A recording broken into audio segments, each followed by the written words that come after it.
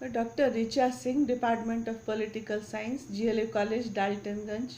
आज PG semester 1 के paper 2, जिसका नाम है पॉलिटिकल थ्योरी, उसके टॉपिक जॉन रॉल्स का न्याय का सिद्धांत, रॉल्स थ्योरी ऑफ जस्टिस से संबंधित विचार आपके सामने रखने जा रही हूँ। न्याय यानी जस्टिस की अवधारणा मानव समाज के अस्तित्व के समय से ही रही है और ये हमारे लिए बहुत इम्पॉर्टेंट अवधारणा या कॉन्सेप्ट है, क्योंकि किसी भी समाज में जब तक जस्टिस यानी न्यायपूर्ण स्थिति नहीं आएगी तब तक बाकी दूसरे सिद्धांत बेकार साबित होंगे। तो हम देखें कि न्याय शब्द जो है वो लैटिन भाषा के JUS जस्ट से निकले हुए शब्द जस्टिस का हिंदी अनुवाद है न्याय, जिसका अर्थ है बंधन या बांधना। इस प्रकार न्याय से तात्पर्य उस सामाजिक व्यवस्था से है जिसमें व्यक्ति परस्पर संबंधों में बंधे रहते हैं। मेरियम नामक विचारक ने ठीक ही लिखा है कि न्याय उन मान्यताओं व प्रक्रियाओं की व्यवस्था में निहित होता है जिसके माध्यम से प्रत्येक व्यक्ति को वे सभी अधिकार व सुविधाएं प्राप्त होती हैं जिन्हें समाज उचित मानकर स्वीकार करता है। अब हम रॉल्स का न्याय का सिद्धांत देखें, जिसे Rawls theory of distributive justice या रॉल्स का वितरणात्मक न्याय का सिद्धांत कहा जाता है। रॉल्स अमेरिकी राजनीति शास्त्री थे और लिबरल डेमोक्रेट थे, यानी उदार लोकतंत्रवादी थे। उस समय की अमेरिका की राजनीतिक परिस्थिति को देखते हुए ही उन्होंने न्याय का सिद्धांत विकसित किया था। उन्होंने देखा कि अमेरिका में उदारवाद न केवल कठिन संघर्ष के दौर से गुजर रहा है, बल्कि पश्चिम के सभी पूंजीवादी यानी कैपिटलिस्ट देशों में पूंजीवाद पर प्रहार हो रहे थे। वह अमेरिकी उदारवाद यानी लिबरलिज्म पर गंभीर संकट का दौर था, क्योंकि उसी समय चुनौती देने के लिए सामने आ खड़ी हुई थी दूसरी विचारधारा, जिसका नाम था साम्यवाद या कम्युनिज्म।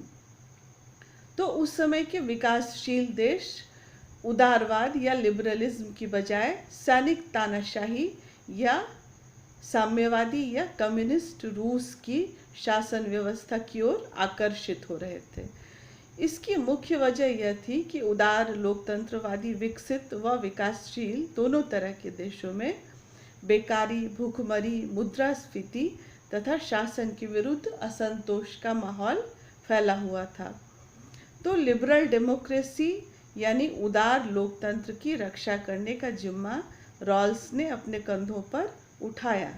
1971 में उनकी किताब आई अ थ्योरी ऑफ जस्टिस, जिसमें न्याय के जिस सिद्धांत की विवेचना रॉल्स ने की, उसके माध्यम से उन्होंने एक और उदार लोकतंत्र लिबरल डेमोक्रेसी का समर्थन किया तथा दूसरी तरफ समाज के कमजोर वर्ग के हितों को संरक्षण या प्रोटेक्शन भी प्रदान किया था। रॉल्स के न्याय की व्याख्या 4 शीर्षकों में बांटकर की जा सकती है। पहला पॉइंट है प्राथमिक वस्तुओं के न्यायपूर्ण वितरण की समस्या या problem of judicious distribution of primary goods. Rawls ने, जैसा कि हमने पहले भी देखा, उदार लोकतंत्र का समर्थन किया है। वह कहता है कि न्याय की समस्या जो है वह प्राइमरी गुड्स या प्राथमिक वस्तुओं के न्यायपूर्ण वितरण की समस्या है। वह तर्क देता है कि न्याय की जो सिद्धांत बहुमत से स्वीकार कर लिए जाते हैं, उनके माध्यम से जो वितरण व्यवस्था इस्तेमाल होगी वह बिल्कुल लोकतांत्रिक और न्यायपूर्ण होगी। उसने उपयोगितावादियों के दृष्टिकोण की आलोचना की है, जो इस बात में विश्वास करते थे कि न्याय पूर्व निर्धारित लक्ष्यों और उद्देश्यों की पूर्ति कर देता है। तो उपयोगितावादी कौन सा दृष्टिकोण रख रहे थे? Greatest good of the greatest number, मतलब अधिकतम लोगों का अधिकतम सुख।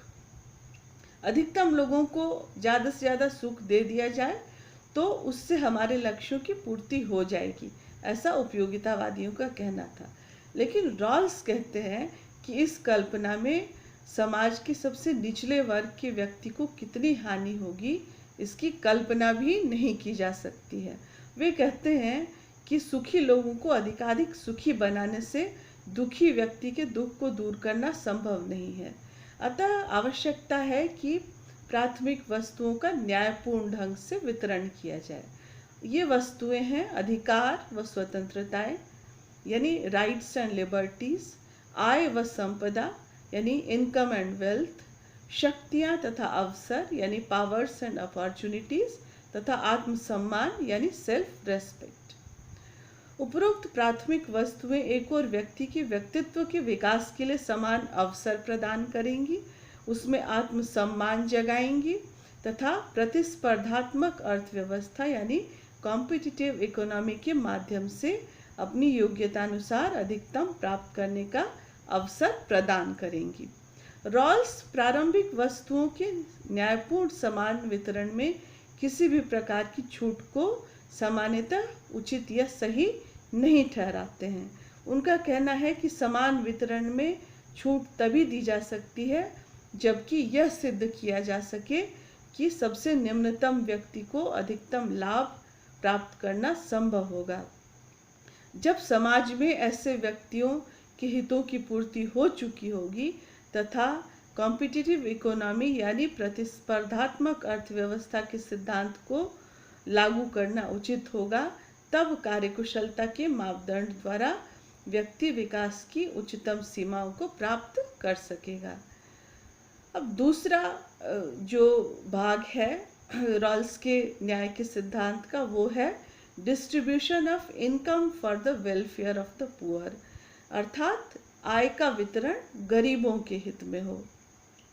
पूंजीवाद यानी कैपिटलिज्म पर आए संकट को दूर करने के लिए तथा उसे न्याय संगत और स्वीकार योग्य बनाने के लिए रॉल्स ने आय के वितरण की एक नई ऐसी व्यवस्था प्रदान की है जो पूंजीवादी व्यवस्था को ज़्यादा स्वीकार करने योग्य बना देती है। रॉल्स कहते हैं कि पूंजीवाद में निजी उद्यम यानी उद्योग धंधों को पूरी स्वतंत्रता होती है तथा उद्योगपति बाजार व्यवस्था के माध्यम से लाभ अर्जित करने की स्वतंत्रता रखते हैं। उसका मत है कि पूंजीवाद की सफलता के लिए आवश्यक है कि आय के संसाधनों का वितरण इस प्रकार से किया जाए जिससे सामूहिक हितों की पूर्ति संभव हो सके।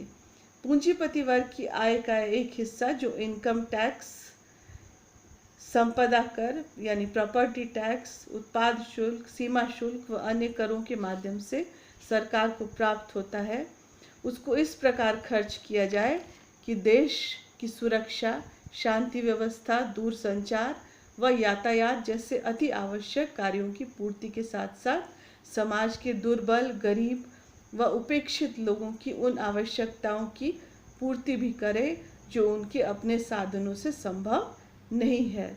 सामान्य लोगों को सामान्य शिक्षा, स्वास्थ्य, आवास जैसी मौलिक आवश्यकताओं की पूर्ति होना ही आय का न्यायपूर्ण ढंग से वितरण होगा। रॉल्स ने पूंजीवादी व्यवस्था में यद्यपि सामाजिक सुरक्षा का दायित्व सरकार पर डाला है जो धनी लोगों की आय से प्राप्त अंश का पुनर्वितरण करेगी, परंतु वह इस बात से शंकित है कि कहीं राज्य उद्योगपतियों की आय का बड़ा भाग करों के रूप में न ले ले और इससे उद्योगपतियों में उद्यम यानी इंडस्ट्रीज के प्रति रुचि ही न समाप्त हो जाए।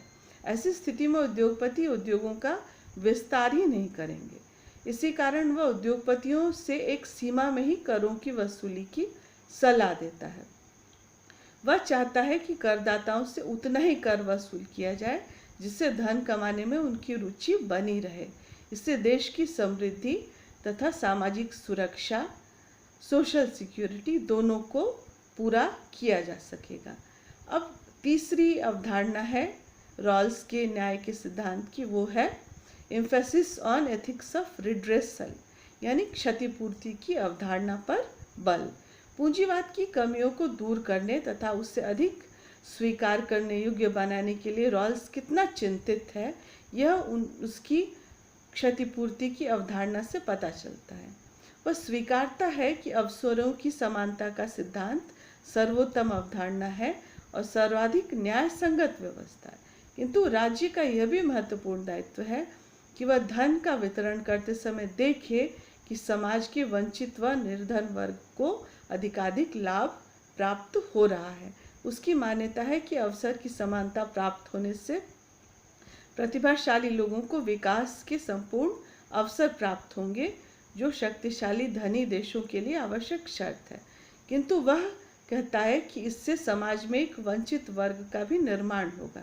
वह तर्क देता है कि धनी वर्ग के हित में भी यही है कि उसकी आय का हस्तांतरण गरीबों व वंचितों के बीच हो। रॉल्स एक कदम और आगे बढ़कर कहता है कि समाज का अध्ययन यह बताता है कि गरीबों के बीच में भी असमानताएं हैं। कुछ बहुत ज़्यादा गरीब हैं जिनके पास जीवन जीने के लिए आवश्यक सुविधाएं ही नहीं हैं, और वे रोज और अधिक दुर्बल और गरीब बनते जा रहे हैं।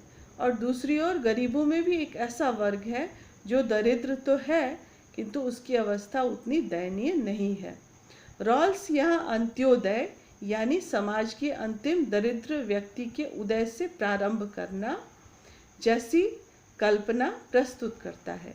उसका कहना है कि दरिद्र में भी अंत के दरिद्र की सबसे पहले सहायता करनी चाहिए।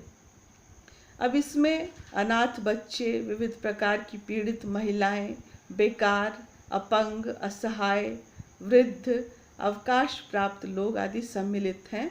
इन्हें आर्थिक सहायता मिलनी चाहिए। इस दृष्टि से राज्य का कार्य जन कल्याण और विकास के कार्यों को हाथ में लेना है। रॉल्स का मत है कि खुली प्रतियोगिता में प्रतिभाशाली लोगों को विकास के समान अवसर तो मिलते हैं, किंतु इन लोगों द्वारा अर्जित लाभ में दुर्बल व वंचित वर्गों की सहायता का सम्मिलित होना भी नितांत जरूरी है, जिससे वंचितों की क्षतिपूर्ति हो सके। रॉल्स की यही क्षतिपूर्ति की अवधारणा है। वह कहता है कि बाजार अर्थव्यवस्था सामाजिक न्याय पर आधारित होनी चाहिए। समाज के प्रतिभाशाली तथा विशेष सुविधाएं भोगने वाले लोगों की इन सुविधाओं व पुरस्कारों की प्राप्ति के अधिकार को तभी मान्य किया जा सकता है जबकि वे अपनी सुखद स्थिति का उपयोग वंचितों व दरिद्रों के कल्याण के लिए करें। रॉल्स की मान्यता है कि समाज के अधिक संपन्न व वैभवशाली लोग दुर्बल वर्ग के सहयोग से ही अपनी स्थिति को बनाए रख सकते हैं। वह सर्वाधिक सबल व सर्वाधिक दुर्बल व्यक्तियों के बीच संबंधों की श्रृंखला संबंध, चेन कनेक्शन कहकर पुकारता है, अर्थात जंजीर की मजबूती उसकी सबसे दुर्बल कड़ी से ही मजबूत नहीं हो सकती। अतः आवश्यकता यह है कि समाज रूपी जंजीर की सबसे दुर्बल कड़ी को खोजकर उसे मजबूत बनाया जाए। समाज की सबसे इस दुर्बल कड़ी को मजबूत बनाकर फिर से सबसे दुर्बल कड़ी को ढूंढकर सबल बनाने की प्रक्रिया यानी प्रोसेस निरंतर चलती रहनी चाहिए। इससे दुर्बल वर्ग तो मजबूत होगा ही, सबल वर्ग की उन्नति के मार्ग भी खुलेंगे। अब रॉल्स के न्याय के सिद्धांत की चौथी अवधारणा है उदार लोकतंत्र का समर्थन यानी सपोर्ट ऑफ लिबरल डेमोक्रेसी। उदार लोकतंत्र का रॉल्स ने भरपूर समर्थन किया है। वह लोकतंत्र को सर्वोत्तम व्यवस्था मानता है, अतः लोकतंत्रीय शासन के लिए जनता के अधिकारों व स्वतंत्रताओं का उसने जबरदस्त समर्थन किया है। उसकी दृष्टि से विचारों की स्वतंत्रता, अंतःकरण की स्वतंत्रता, संपत्ति का अधिकार, परिवार बनाने व विवाह करने की स्वतंत्रता तथा उत्पादन के साधनों पर निजी स्वामित्व की स्वतंत्रता जैसे अधिकार निर्विवाद रूप से महत्वपूर्ण है।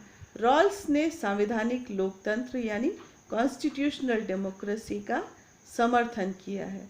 उसने कहा है कि संविधान के द्वारा निर्मित सरकार ऐसी प्रभावी सरकार होती है जो एक ओर नागरिकों के अधिकारों को संरक्षण प्रदान कर सकती है और दूसरी ओर खुले बाजार की अर्थव्यवस्था के मार्ग को भी अवरुद्ध होने से बचा सकेगी।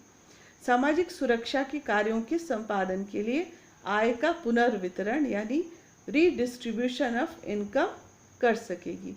भौतिक साधनों का सर्वोत्तम व उचित उपयोग संभव कर सकेगी तथा लोगों की मौलिक आवश्यकताओं की पूर्ति कर सकेगी। इस तरह से जॉन रॉल्स ने न्याय की अवधारणा के क्षेत्र में अपने डिस्ट्रीब्यूटिव जस्टिस के थ्योरी के माध्यम से बहुत महत्वपूर्ण योगदान दिया। इसके साथ साथ उन्होंने अमेरिका की तत्कालीन स्थिति को सुधारने के लिए भी सैद्धांतिक और व्यवहारिक दोनों ढंग से प्रयास किए, जो हमेशा के लिए स्मरणीय है। Thank you.